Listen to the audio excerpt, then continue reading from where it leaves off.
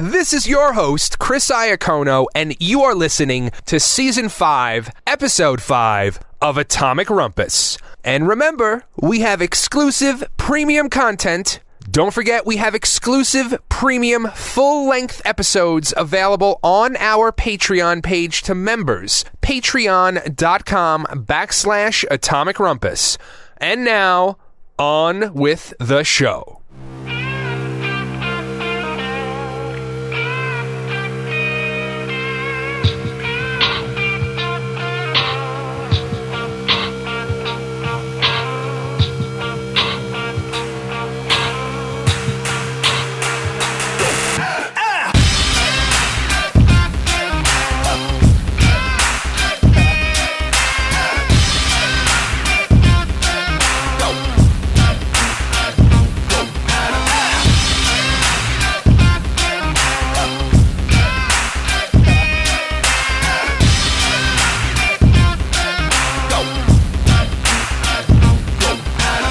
The Coors Molson Beer Company is calling legal marijuana a risk factor for its beer business. Annual financial reports filed by the company last Wednesday disclosed they're keeping a close watch on how cannabis sales affects consumers' pocket money and ultimately sales of beers like Molson Canadian, Miller, and Coors.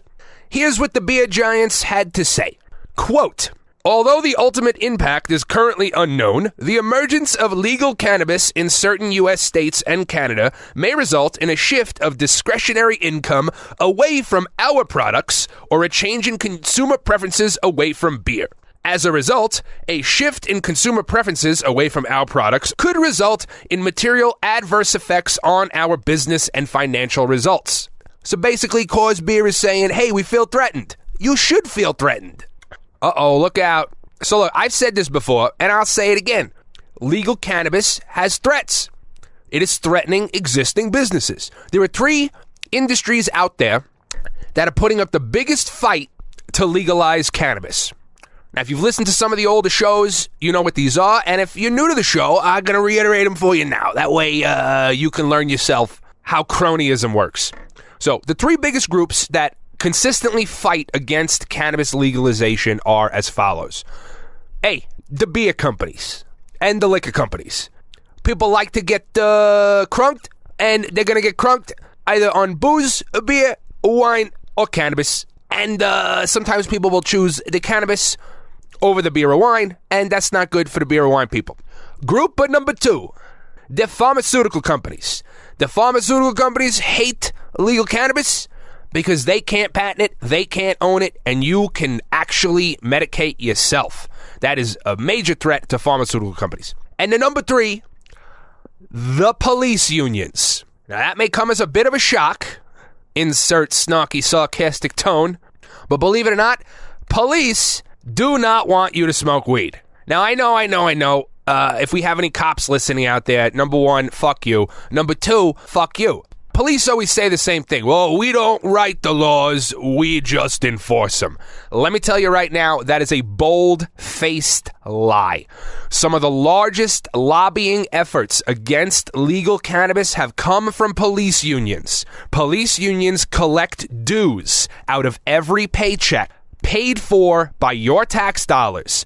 Those dues go into a big fund, and the national police unions lobby and help keep cannabis illegal. So, not only are you paying to help keep cannabis illegal through your tax money, but police and police unions are, in fact, actively working to keep cannabis illegal. Now, most worrisome to me are the beer giants, because the beer giants have a lot to lose, and they've also got one of the most clever advertising schemes out there. Have you seen beer ads? They're pretty funny. So they've got good marketing, and they can absolutely turn that marketing against cannabis. And they will if it threatens them. Now look, this statement isn't anything out of the ordinary. Companies release these statements all the time. They're actually required to if they're a publicly traded company. So if you're publicly traded, every quarter you have to file what's called like a 10K filing, and essentially it's like a risks and assessments to your business and what could happen, what could go wrong, blah, blah, blah, blah, blah. Be like, oh my God, we got a decline in the moose population, Molson Coors, because they're Canadian and Rocky Mountains, so the moose are going to affect the beer sales. That's a risk factor. So this time around, they're talking about cannabis being a potential risk. How much of a risk? You know what? I'm looking at their numbers here. It isn't that much. So last quarter, the company posted net sales of $2.8 billion. With a B. A big old B billion. So I don't know about you, but if I was bringing in $2.8 billion a quarter, I wouldn't feel very threatened. Oh, and that's up. The sales are up. It's not like last year was $3 billion. It was $2.4 billion. Now it's 2.8. It's a whole $0.4 billion right there. You feel threatened? So this risk factor disclosure, pretty standard, but I think it's very telling that these beer companies are keeping their eye on pot.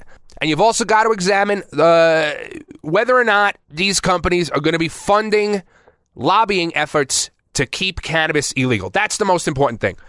So preemptively, here on the show, we are big advocates of voting with your dollars. Even though the market isn't very efficient right now, at least you can hopefully in some areas of your life decide what you do and don't fund. Look, you have no choice in whether or not you fund the police. You have no choice in whether or not you fund the politicians. That's off the table. But you do have a choice in what type of beers you buy. And very quickly, let me run down the list of Molson Coors beer brands that you should start avoiding. I'm serious. Because every dollar you spend on Molson Coors at this point might be used to keep cannabis illegal. So, very quickly, here we go. Here are the beers that the Guido tells you not to drink. Coors, Molson, Coors Light, Molson Light. I never even heard of Molson Light. It's got to taste like piss. Killian's Irish Red. Oh, man, I like that one. Extra Gold.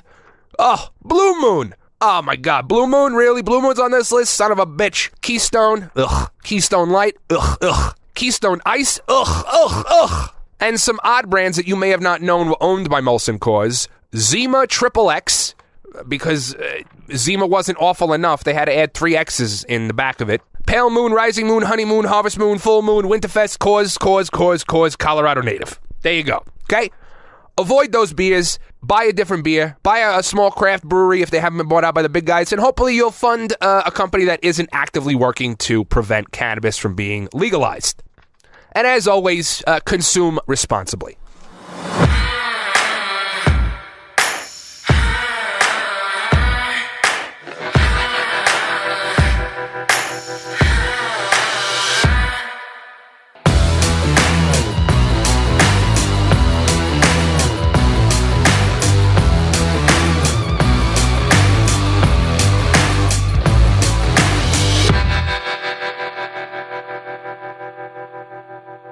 I have not eaten sugar in a week, and I'm going crazy. Nadine and Brando are here. I hate to get right into it, but I feel like I'm freaking out a little bit. I've eaten a ton of sugar, so I got you covered, man. So we were supposed to do a sugar detox, and it's not working. No. I'm going crazy. I'm not a girl that enjoys the detox. I don't like depriving myself of anything. No, you enjoy the talks. You like to create toxicants. I like toxics. Yeah, those are way more fun. I mean, you think about it. Please direct me to your tox department.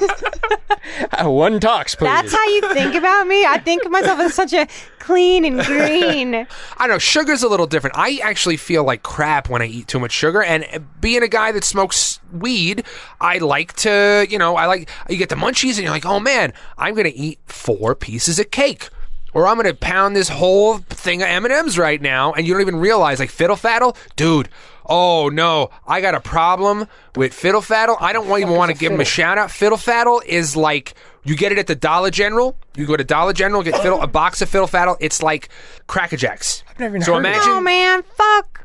Fiddle Faddle. Oh, it gets me every time. I have 1 piece, I eat the whole box. And then I puke, and I practically puke. I'm like, oh, so much sugar. It's like 90 grams of sugar, and I die. It makes me feel bad. Like, I just made y'all shots today with organic blueberries, organic watermelon, and lemon. Sugar. Yeah, you want to know, antioxidants. not to rain on your parade here, but fruit sugar is actually the worst type of sugar in existence. See? I don't believe that. It is 100% true. So fruit sugar is fructose, right? You hear about high fructose corn syrup, how bad it is. High But that's fructose. That's fructose that's gotten stoned. But when scientists want to study diabetes in lab rats, they give them fructose because it creates diabetes very quickly. Okay, fructose. Yeah, so fructose only in fructose. itself. That's what they do to those rats. Science can suck it because they take a rat and they're like, "Hey, rat, here's all the fucking fructose, sucrose, whatever. You get one kind of sucrose." And then they go, "Oh, look at the problems that this animal has." I know. Because I pumped it with this one thing. It's stupid. They don't feed it blueberries or apples. They pump it full of fructose. They don't. They give it pure fructose. They're so like, "Oh, look, it exploded because we only gave it sugar. Sugar must be bad." Assholes. No. It is bad because you're giving it all this poison-causing fructose, but you're saying it's got micro amounts of antioxidants in it, and it has all this benefit. That's not the part that offends me. The part that offends me is that then they come in, they're like, science, jerk off me to science. No. Wow. It doesn't make any sense. So I love fruit. I'm going to keep eating blueberries, and watermelons, and lemons, all of it. And I am skinny and in shape. You're full of toxins. You just said that. You just said you're full of toxins. You hate the detox. You're making toxins. You're making toxins? toxins? What tox. I tox with is still the good shit, is what I'm saying to you. Here's what I want to see. I want to see the study of the rats and the mice or the monkeys that not only get a fruit, but they also roam around in like a cage. They do regular mouse things. They do all this other stuff. Balanced diet? Science wouldn't have that. Science would think that's ridiculous. Yeah, let's just study what fructose is. But if you're isolating that part and knowing that part's bad, then you know all that roaming around and exercise and that shit's good. You're isolating out what the good and bad parts are. So somebody who uses it all might be counteracting the shitty fructose with the good roaming around and exercise. At some point, isolating out is just fucking dumb. Yeah, no, I agree with that. True. I think I isolate out just sugar. looking at one thing. It's like somebody. I'm gonna isolate you out. In the interest of saving my head, I'm gonna just not continue. You can figure out a basic effect of something by singling it out. Like if you say, okay, let's take pure oxygen and feed this monkey, put him in a room with pure oxygen and nothing else. Okay, how many times in the real world does that happen? Never in the real world is a monkey in a room with pure oxygen. So we're looking at what oxygen does to a monkey in this crazy situation.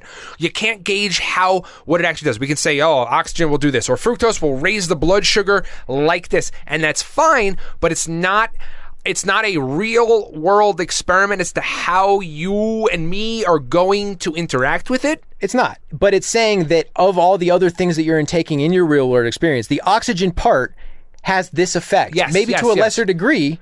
But oxygen is damaging as fuck. Things oxidize. That's why you grow old, basically. Exactly, yes. Oxygen is extremely flammable. I'm pretty sure 100% oxygen is deadly. Terrible. You grow old because you oxidize. I could be pulling that out of my ass. No. Or it could be very true. No, you're right. You put metal in water, it rusts because it oxidizes. So oxygen in its pure form is terrible. Bad. Fructose in its pure form bad. Correct. But oxygen mixed with CO2, okay, carbon dioxide, and the air that we breathe, or fructose mixed with all this other stuff, still bad. In the long term, everything is bad for you. We're all the same. To quote Fight Club, we're all the same. Dying to carrying matter, sure, okay, but there are like 1,000 other factors involved in the fructose one. The fructose is paired with the 1,000 other things it is in a blueberry, just like THC. When you just pull THC out or CBD, they don't work the same on the body, on the brain, on healing as when you have the whole plant, all the CBDs, all the CBNs, all the different types of THC and all the terpenes work together to do something. But it does work in the same way. It's just these other things work in other ways to modify. They all interact.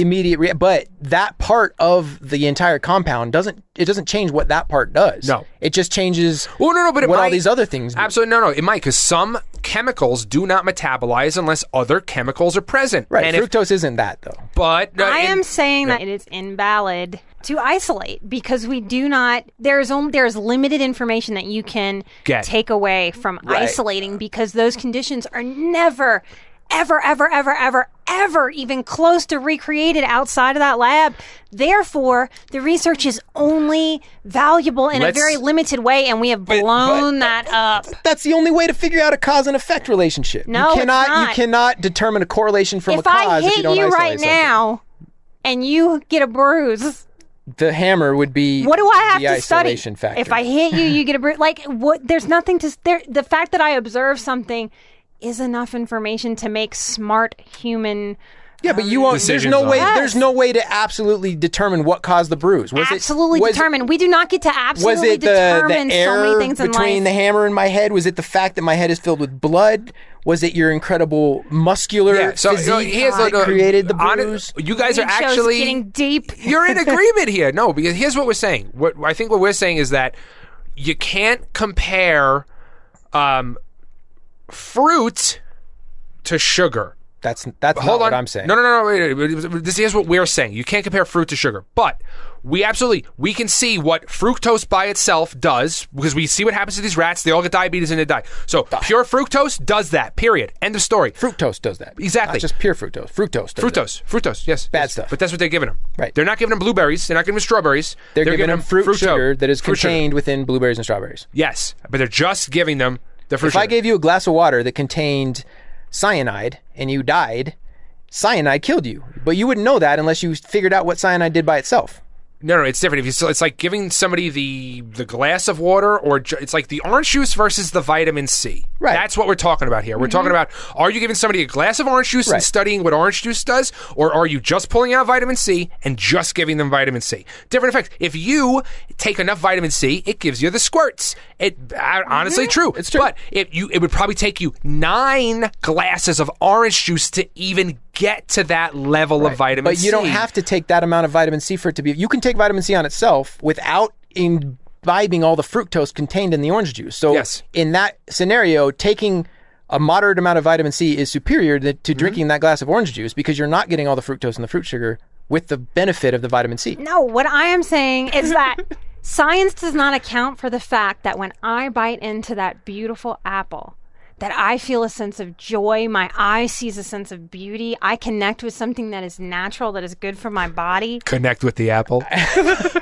You're right. Science does not account for Wait a minute, seriously. Connection with the apple. That gives me a sense of joy. Maybe that fuels my spirituality. That's part of what makes us different than the other animals on the planet. We are animals. How do you know? How do you know a bear doesn't get a sense of spirituality when it eats your face? I know lots of things, Brandon. That science will never be able to account for that. That's true. Yeah. There's an element that you can't account for through science, but at least you know that when you're getting that sense of joy from eating that apple, there is a part of that apple that has been shown to be have a negative effect on your health. Oh, as does everything. Whether that's not overshadowed by the joy that you get and the taste, and that could very well make that apple beneficial for you. You can overdose on water. You can drink too much water and die. So yes, everything has an element of it. What we're saying is that these experiments that you're referring to create completely artificial, never before seen results. They create is the results that don't occur. What they create is a knowledge base that you know now that fructose has a damaging effect. However you interpret that, however you want to use that, at least now you know what it does. Yes. That's fructose by itself, absolutely. Fructose is the fruit version of sugar, and sugar can make you do a lot of. It just gives you. And you're detoxing from sugar, so you're getting the sugar shakes. You've got like the Sugar Joneses right now. Yeah, this is why I'm so annoying with balance, because I beat that drum of these things being more balanced. You beat balance? I beat. You're above it. Balance. Yeah, so I think the balance is the way to go. I'm going to eat a candy bar because I want a candy bar. You haven't been eating sugar. You're very unbalanced. Yes, you need your Snickers intake to be raised. Exactly. It's like turn it to Joe Pesci, if not. Yeah.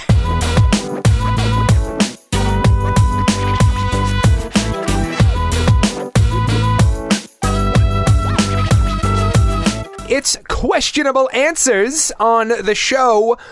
You write in a question and we answer it. Kind of. A little bit. We answer something about it. Is that what we do? That's a question.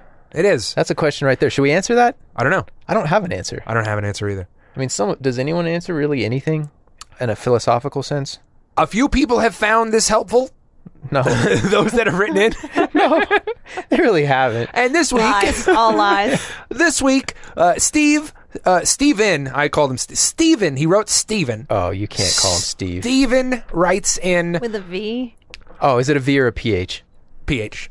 Okay, thank God. Yeah, that's not Stevan. Yeah. Steven writes in. What question will you answer on questions and answers? Questionable answers? I think Steven might be in an LSD trip? Because that question just gave me vertigo.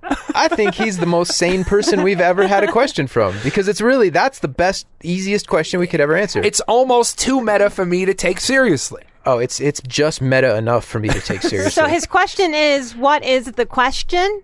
What question will we answer? And because we're answering his question, it's going to be his question. His question. Yes. Do you get it? It's like looking in a mirror of questions. The inception of questions. But by answering that question now, we're creating more questions. Oh God, we're in a dream right now. Oh my God. Hold on, I got to spin. I'm going to spin a stapler. And it stopped spinning. We're not. Oh no, your totem item fell down. That's because I have a +3 chess piece. I don't know. I'm referencing something different. I have a funny feeling. Yeah. Oh man, Steven, it is not that type of party down here for us to handle this question. It is for me. You guys are on your level. This question is like what would happen if you gave some Hollywood director who's never been told no, like a $5 million budget, and told him to make a movie out of his dream. Which he was like, all right, it's like some Steven Kubrick. You've just described Mulholland Drive. Totally. Yes, that's exactly what this question is. David Lynch nightmare. This is the questionable answer version of any David Lynch movie. Totally. It has me wanting to stress eat. I'm fantasizing about the cheeseburger that I'm going to go eat after answering this question. I don't want to be here right now. I just need to eat. Yeah, it's like, get me out of this question. Get me out of this question. I love this question. This is my favorite question. I want to taste this question. I want to stay in it forever. I don't like where this question is. Stop touching yourself, Brandon. I can't stop. I want to get further into this question. Well, the answer for you, Stephen with a PH, is your question. Ooh. Find us online at atomicrumpus.com. We've got merchandise and other goodies. Be sure to leave us an awesome review on iTunes. It's super helpful. Find us on Facebook, Twitter, YouTube, and Patreon at Atomic Rumpus. Have a great week